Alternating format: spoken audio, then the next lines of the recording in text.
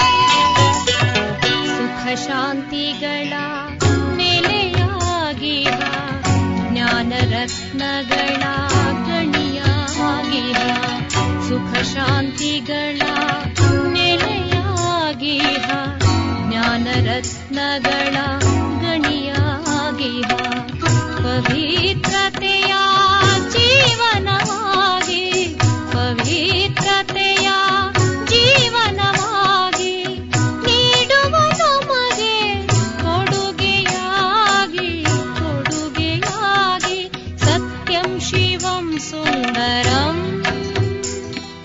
ಸತ್ಯಂ ಶಿವಂ ಸುಂದರಂ शिवं सुन्दरम् सत्यं शिवं सुन्दरम्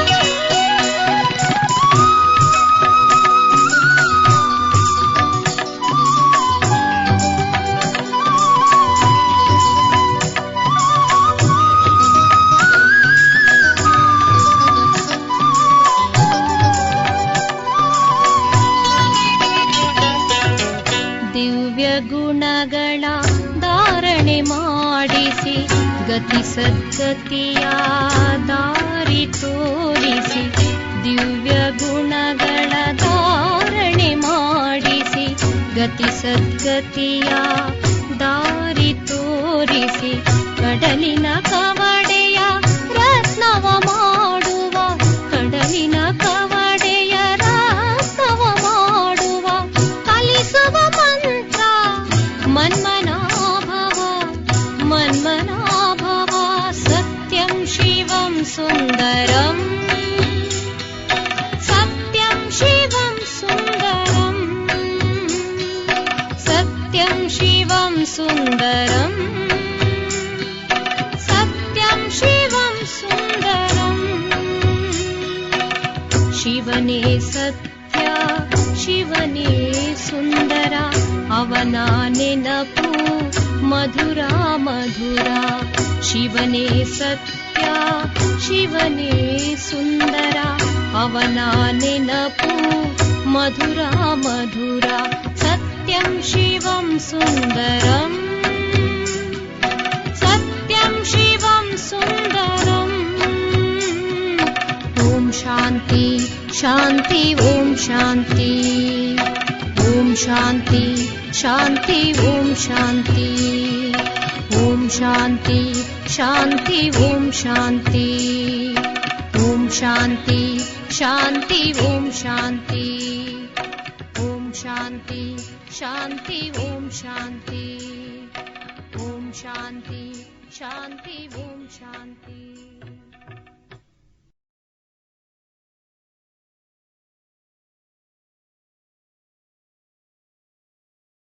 ಓಂ ಶಾಂತಿ. ಇಂದಿನ ದಿನಾಂಕ 3/9/2025. ಪ್ರಾರ್ಥ ಮುರುಳಿ ಬಾಪ್ ತಾದ ಮಧುಬನ. ಮಧುರ ಮಕ್ಕಳೇ, ನಿಮಗೆ ಸತ್ಯವಾದ ಯಾತ್ರೆಯನ್ನು ಕಲಿಸಲು ಸತ್ಯ ಮಾರ್ಗದರ್ಶಕನು ಬಂದಿದ್ದಾರೆ. ನಿಮ್ಮ ಯಾತ್ರೆಯಲ್ಲಿ ಮುಖ್ಯವಾದುದು ಪವಿತ್ರತೆಯಾಗಿದೆ. ನೆನಪು ಮಾಡಿ ಮತ್ತು ಪವಿತ್ರರಾಗಿ. ಪ್ರಶ್ನೆ: ನೀವು ಮೆಸೆಂಜರ್ ಹಾಗೂ ಪೈಗಂಬರ್ನ ಮಕ್ಕಳು ಯಾವ ಒಂದು ಮಾತನ್ನು ಬಿಟ್ಟು ಮತ್ಯಾವುದೇ ಮಾತಿನಲ್ಲಿ ವಾದವಿವಾದ ಮಾಡಬಾರದು? ಉತ್ತರ: ನೀವು ಮೆಸೆಂಜರ್ನ ಮಕ್ಕಳು. ಎಲ್ಲರಿಗೆ ಇದೇ ಮೆಸೇಜನ್ನು ಕೊಡಿ. ತನ್ನನ್ನು ಆತ್ಮನೆಂದು ತಿಳಿಯಿರಿ ಮತ್ತು ತಂದೆಯನ್ನು ನೆನಪು ಮಾಡಿ. ಆಗ ಈ ಯೋಗಾಗ್ನಿಯಿಂದ ನಿಮ್ಮ ವಿಕರ್ಮಗಳು ವಿನಾಶವಾಗುತ್ತದೆ. ಇದೇ ಚಿಂತನೆ ಇರಲಿ. ಬಾಕಿ ಅನ್ಯ ಮಾತುಗಳಲ್ಲಿ ಹೋಗುವುದರಿಂದ ಯಾವುದೇ ಲಾಭವಿಲ್ಲ. ನೀವು ಕೇವಲ ಎಲ್ಲರಿಗೆ ತಂದೆಯ ಪರಿಚಯ ಕೊಡಬೇಕಾಗಿದೆ. ಇದರಿಂದ ಅವರು ಆಸ್ತಿಕರಾಗಲಿ. ಯಾವಾಗ ರಚಯಿತ ತಂದೆಯನ್ನು ಅರಿತುಕೊಳ್ಳುವರೋ ಆಗ ರಚನೆಯನ್ನು ಅರಿತುಕೊಳ್ಳುವುದು ಸಹಜವಾಗುವುದು. ಗೀತೆ: ನಮ್ಮ ತೀರ್ಥಸ್ಥಾನವು ಭಿನ್ನವಾಗಿದೆ. ಓಂ ಶಾಂತಿ. ಮಧುರಾತಿ ಮಧುರ ಆತ್ಮಿಕ ಮಕ್ಕಳಿಗೆ ತಿಳಿದಿದೆ, ನಾವು ಸತ್ಯವಾದ ತೀರ್ಥವಾಸಿಗಳಾಗಿದ್ದೇವೆ. ತಂದೆಯು ಸತ್ಯವಾದ ಮಾರ್ಗದರ್ಶಕನಾಗಿದ್ದಾರೆ ಮತ್ತು ಅವರ ಮಕ್ಕಳಾದ ನಾವು ಸಹ ಸತ್ಯವಾದ ತೀರ್ಥಸ್ಥಾನಕ್ಕೆ ಹೋಗುತ್ತಿದ್ದೇವೆ. ಇದು ಅಸತ್ಯ ಖಂಡ ಅಥವಾ ಪತಿತ ಖಂಡವಾಗಿದೆ. ಈಗ ಸತ್ಯ ಖಂಡ ಅಥವಾ ಪಾವನ ಖಂಡದಲ್ಲಿ ಹೋಗುತ್ತಿದ್ದೀರಿ. ಮನುಷ್ಯರು ತೀರ್ಥಯಾತ್ರೆಗೆ ಹೋಗುತ್ತಾರಲ್ಲವೇ? ಕೆಲವರು ಕೆಲವು ಸ್ಥಾನಗಳು ವಿಶೇಷವಾದ ಯಾತ್ರಾ ಸ್ಥಾನಗಳೆನಿಸುತ್ತವೆ. ಎಲ್ಲಿಗೆ ಯಾರು ಯಾವಾಗ ಬೇಕಾದರೂ ಹೋಗಬಹುದು. ಇದು ಸಹ ಯಾತ್ರೆಯಾಗಿದೆ. ಯಾವಾಗ ಸತ್ಯ ಮಾರ್ಗದರ್ಶಕನೇ ಬರುವರೋ ಆಗ ಈ ತೀರ್ಥಯಾತ್ರೆಯಲ್ಲಿ ಹೋಗಬಹುದು. ಅವರು ಕಲ್ಪದ ಸಂಗಮಯುಗದಲ್ಲಿ ಬರುತ್ತಾರೆ. ಇದರಲ್ಲಿ ಚಳಿ ಬಿಸಿಲಿನ ಮಾತಿಲ್ಲ ಅಥವಾ ಅಲೆದಾಡುವ ಮಾತಿಲ್ಲ. ಇದು ನೆನಪಿನ ಯಾತ್ರೆಯಾಗಿದೆ. ಆ ಯಾತ್ರೆಗಳಲ್ಲಿ ಸನ್ಯಾಸಿಗಳು ಹೋಗುತ್ತಾರೆ. ಸತ್ಯವಾಗಿ ಯಾತ್ರೆ ಮಾಡುವವರು ಪವಿತ್ರರಾಗಿರುತ್ತಾರೆ. ನಿಮ್ಮಲ್ಲಿಯೂ ಎಲ್ಲರೂ ಯಾತ್ರೆಯಲ್ಲಿದ್ದೀರಿ. ನೀವು ಬ್ರಾಹ್ಮಣರಾಗಿದ್ದೀರಿ ಅಂದ ಮೇಲೆ ಸತ್ಯವಾದ ಬ್ರಹ್ಮ ಕುಮಾರ ಕುಮಾರಿಯರು ಯಾರು ಎಂದು ವಿಕಾರದಲ್ಲಿ ಹೋಗುವುದಿಲ್ಲವೋ ಅವರೇ ಸತ್ಯವಾದ ಬ್ರಹ್ಮ ಕುಮಾರ ಕುಮಾರಿಯರಾಗಿದ್ದಾರೆ. ಅವಶ್ಯವಾಗಿ ಪುರುಷಾರ್ಥಿಗಳಾಗಿದ್ದೀರಿ. ಮನಸ್ಸಿನಲ್ಲಿ ಬಲೆ ಸಂಕಲ್ಪವೂ ಬರಬಹುದು. ಮುಖ್ಯವಾದುದು ವಿಕಾರದ ಮಾತಾಗಿದೆ.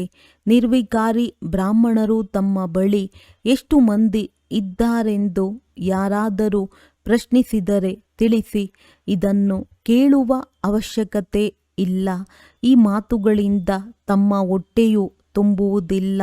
ನೀವು ಯಾತ್ರಿಕರಾಗಿ ಯಾತ್ರೆ ಮಾಡುವವರು ಎಷ್ಟು ಮಂದಿ ಇದ್ದಾರೆ ಎಂದು ಕೇಳುವುದರಿಂದ ಯಾವುದೇ ಲಾಭವಿಲ್ಲ.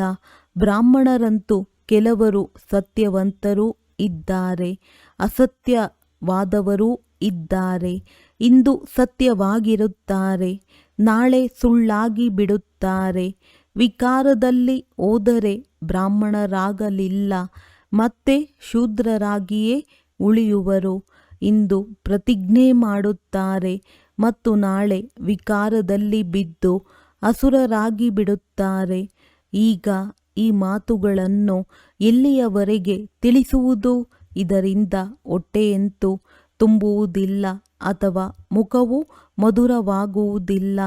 ಇಲ್ಲಿ ನಾವು ತಂದೆಯನ್ನು ನೆನಪು ಮಾಡುತ್ತೇವೆ ಮತ್ತು ತಂದೆಯ ರಚನೆಯ ಆದಿ ಮಧ್ಯ ಅಂತ್ಯವನ್ನು ತಿಳಿದುಕೊಂಡಿದ್ದೇವೆ. ಬಾಕಿ ಅನ್ಯ ಮಾತುಗಳಲ್ಲಿ ಏನೂ ಇಲ್ಲವೆಂದು ತಿಳಿಸಿ. ಇಲ್ಲಿ ತಂದೆಯ ನೆನಪು ಮಾಡುವುದನ್ನು ಕಲಿಸಲಾಗುತ್ತದೆ ಮತ್ತು ಪವಿತ್ರತೆಯು ಮುಖ್ಯವಾಗಿದೆ. ಯಾರು ಇಂದು ಪವಿತ್ರರಾಗಿ ಮತ್ತೆ ಅಪವಿತ್ರಳಾಗಿ ಬಿಡುವರೋ ಅವರು ಬ್ರಾಹ್ಮಣರೇ ಆಗಲಿಲ್ಲ.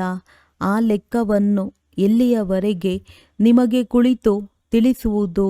ಹೀಗೆ ಮಾಯೆಯ ಬಿರುಗಾಳಿಗಳಲ್ಲಿ ಅನೇಕರು ಬೀಳುತ್ತಾರೆ. ಆದ್ದರಿಂದ ಬ್ರಾಹ್ಮಣರ ಮಾಲೆಯಾಗಲು ಸಾಧ್ಯವಿಲ್ಲ.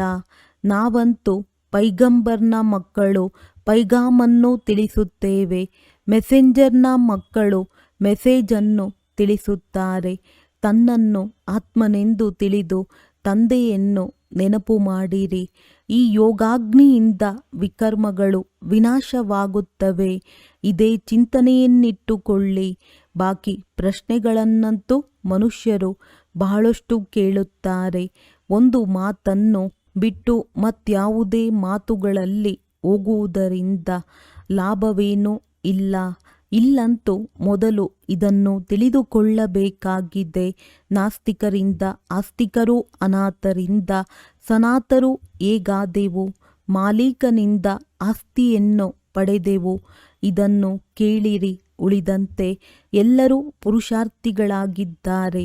ವಿಕಾರದ ಮಾತಿನಲ್ಲಿಯೂ ಅನೇಕರು ಅನುತ್ತೀರ್ಣರಾಗುತ್ತಾರೆ.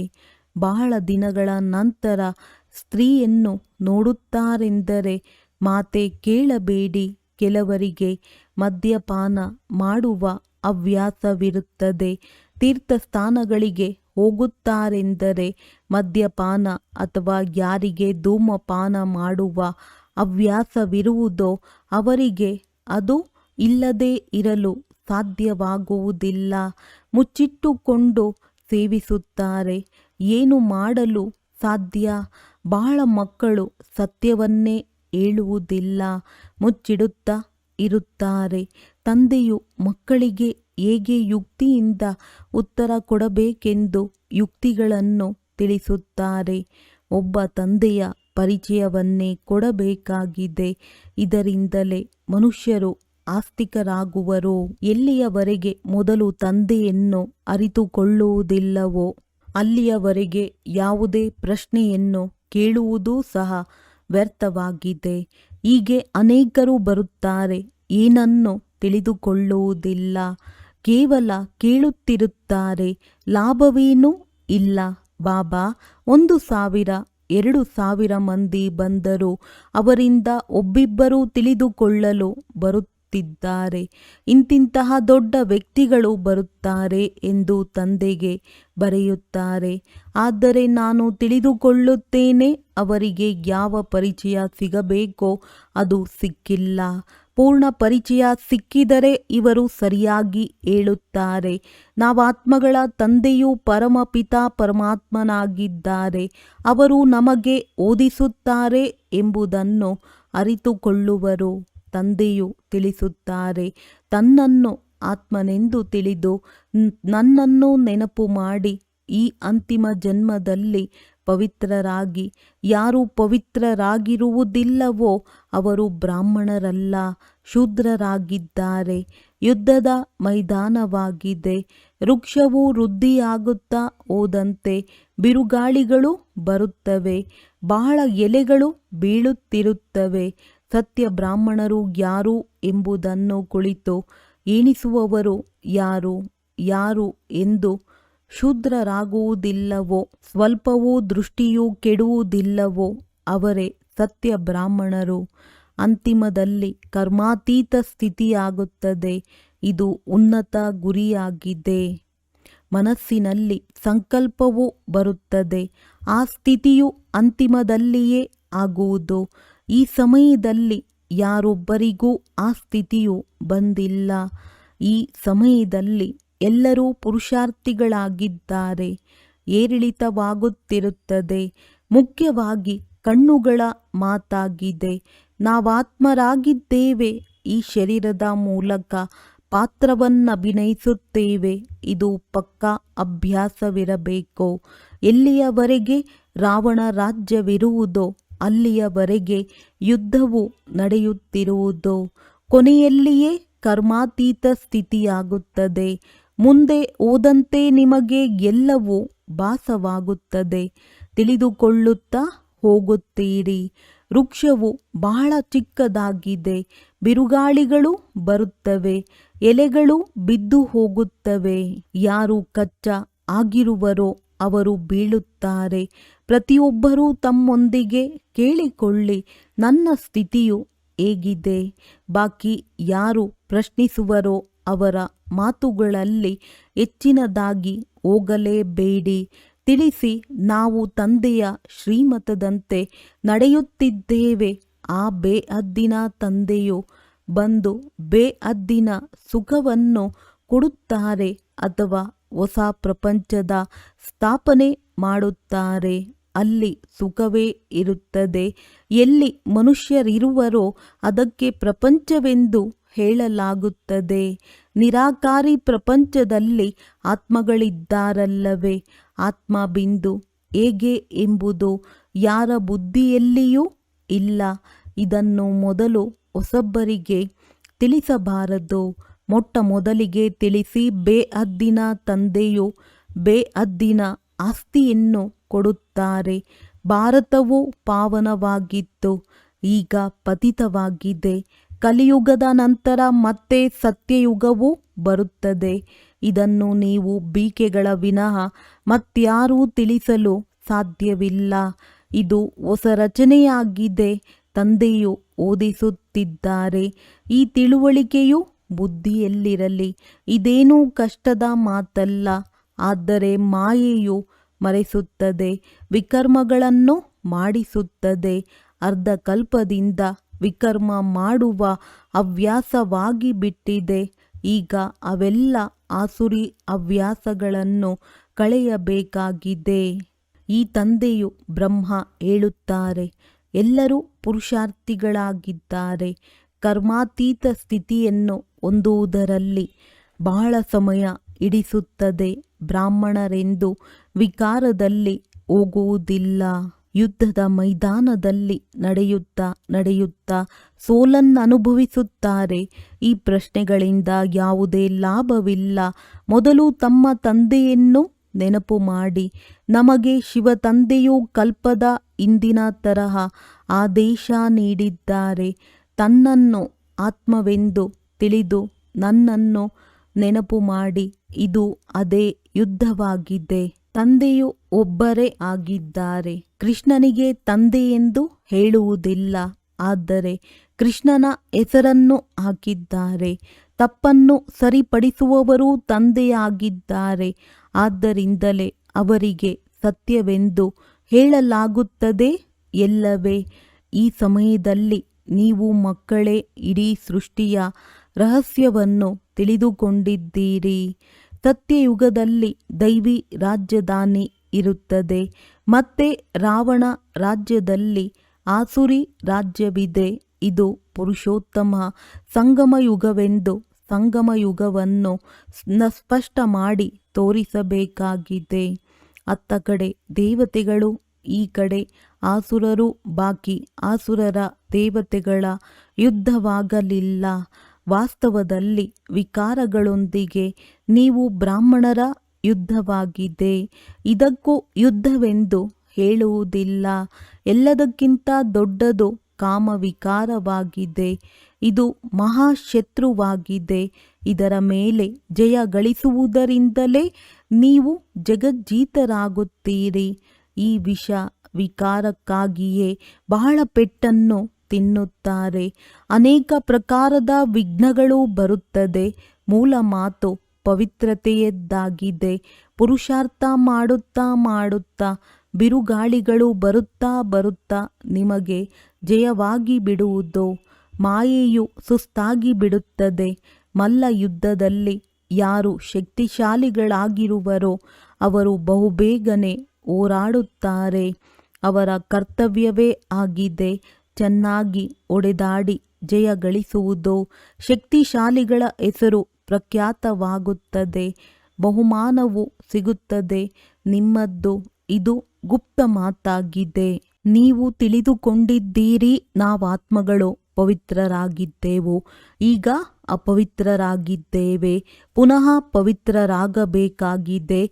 ಇದೇ ಸಂದೇಶವನ್ನು ಎಲ್ಲರಿಗೂ ಕೊಡಬೇಕಾಗಿದೆ. ಮತ್ತು ಯಾರಾದರೂ ಪ್ರಶ್ನಿಸಿದರೆ ನೀವು ಈ ಮಾತುಗಳಲ್ಲಿ ಹೋಗಲೇಬಾರದು. ನಿಮ್ಮದ್ದು ಆತ್ಮಿಕ ಸೇವೆಯಾಗಿದೆ.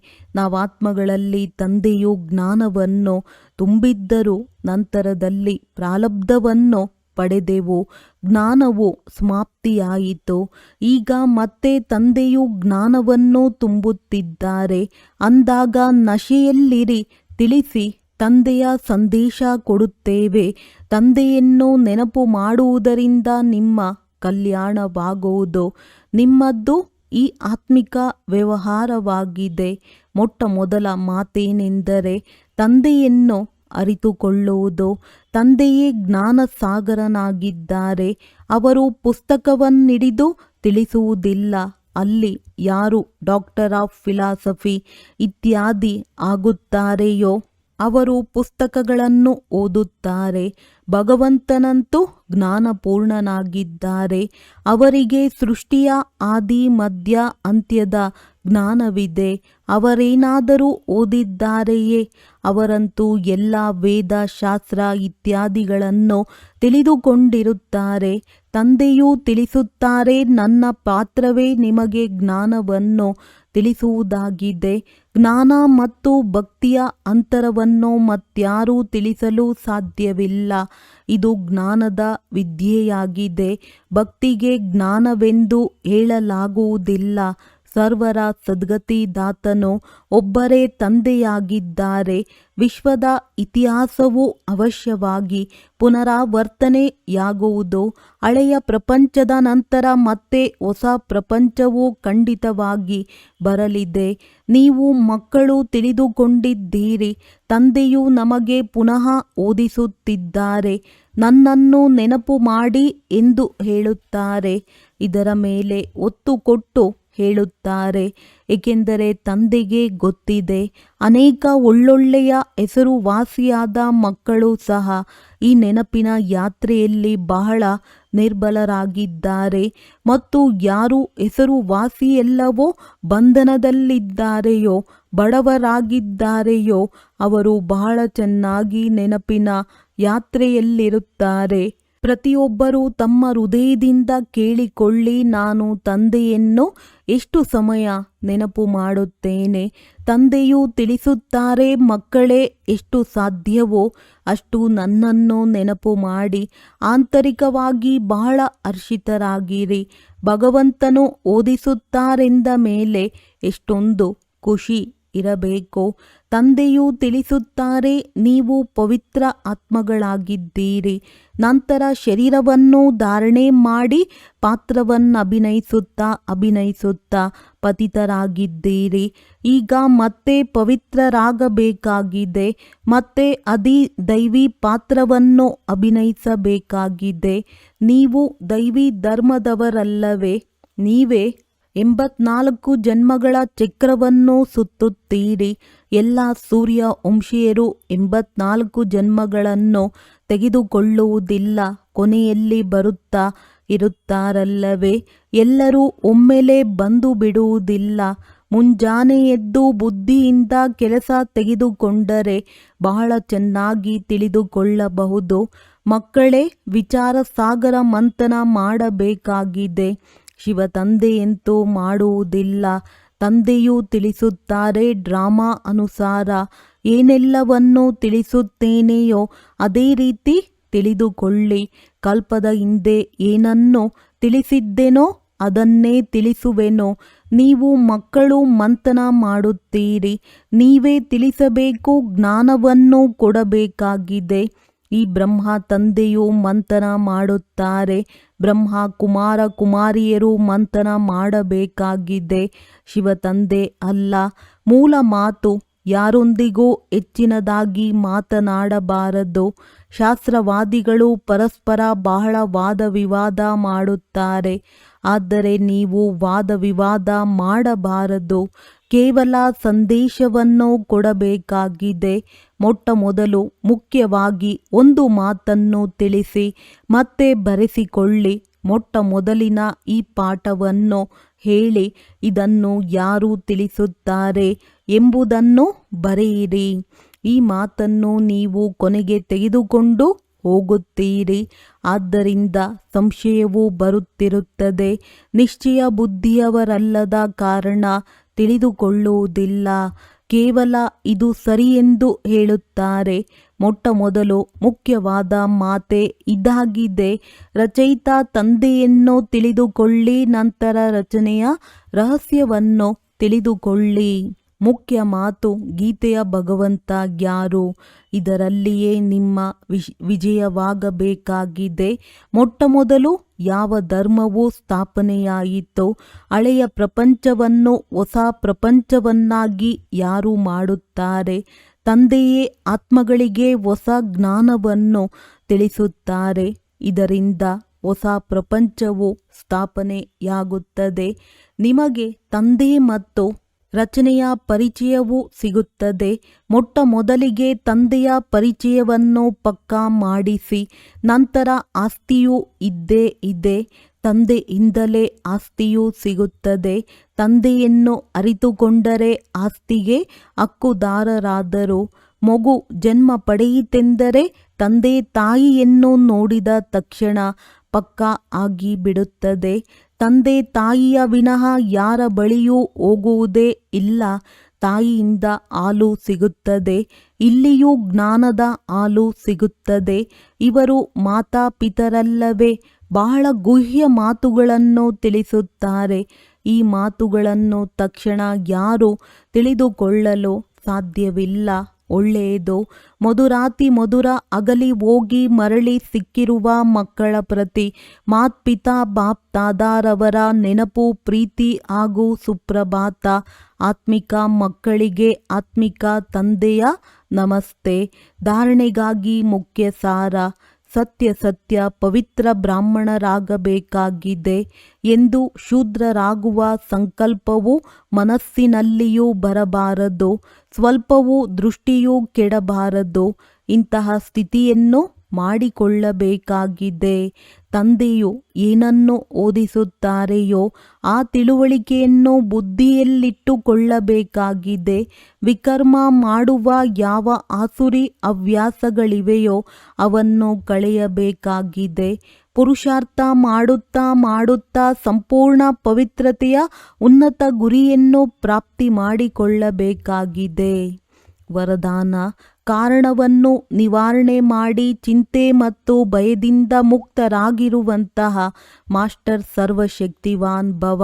ವರ್ತಮಾನ ಸಮಯ ಅಲ್ಪಕಾಲದ ಸುಖದ ಜೊತೆ ಚಿಂತೆ ಮತ್ತು ಭಯವಂತೂ ಇದ್ದೇ ಇದೆ. ಎಲ್ಲಿ ಚಿಂತೆ ಇದೆ ಅಲ್ಲಿ ನೆಮ್ಮದಿ ಇರಲು ಸಾಧ್ಯವಿಲ್ಲ. ಎಲ್ಲಿ ಭಯವಿದೆ ಅಲ್ಲಿ ಶಾಂತಿ ಇರಲು ಸಾಧ್ಯವಿಲ್ಲ. ಆದ್ದರಿಂದ ಸುಖದ ಜೊತೆ ಇಲ್ಲಿ ದುಃಖ, ಅಶಾಂತಿಯ ಕಾರಣವೂ ಸಹ ಇದ್ದೇ ಇದೆ. ಆದರೆ ತಾವು ಸರ್ವಶಕ್ತಿಗಳ ಖಜಾನೆಯಿಂದ ಸಂಪನ್ನ ಮಾಸ್ಟರ್ ಸರ್ವಶಕ್ತಿವಾನ್ ಮಕ್ಕಳು ದುಃಖದ ಕಾರಣವನ್ನು ನಿವಾರಣೆ ಮಾಡುವವರಾಗಿರುವಿರಿ.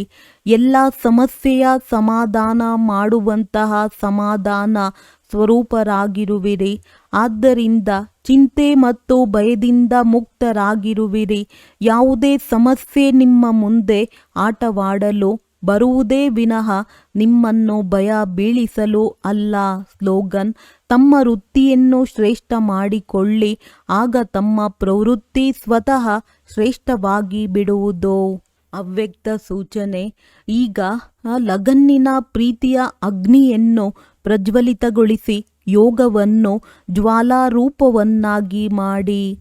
ಸಮಯ ಪ್ರಮಾಣ: ಈಗ ಸರ್ವ ಬ್ರಾಹ್ಮಣ ಆತ್ಮರನ್ನು ಸಮೀಪ ತರುತ್ತಾ ಜ್ವಾಲಾ ಸ್ವರೂಪದ ವಾಯುಮಂಡಲವನ್ನು ತಯಾರಿ ಮಾಡುವ ಸೇವೆಯನ್ನು ಮಾಡಿರಿ. ಅದಕ್ಕಾಗಿ ಬಟ್ಟಿಗಳನ್ನು ಮಾಡಿರಿ ಅಥವಾ ಪರಸ್ಪರದಲ್ಲಿ ಸಂಘಟಿತರಾಗಿ ಆತ್ಮಿಕ ವಾರ್ತಾಲಾಪ ಮಾಡಿ, ಆದರೆ ಜ್ವಾಲಾ ಸ್ವರೂಪದ ಅನುಭವ ಮಾಡಿ ಮತ್ತು ಮಾಡಿಸಿ. ಈ ಸೇವೆಯಲ್ಲಿ ತೊಡಗಿ, ಆಗ ಚಿಕ್ಕ ಚಿಕ್ಕ ಮಾತುಗಳು ಸಹಜವಾಗಿ ಪರಿವರ್ತನೆಯಾಗುತ್ತವೆ. ಒಳ್ಳೆಯದು. ಓಂ ಶಾಂತಿ.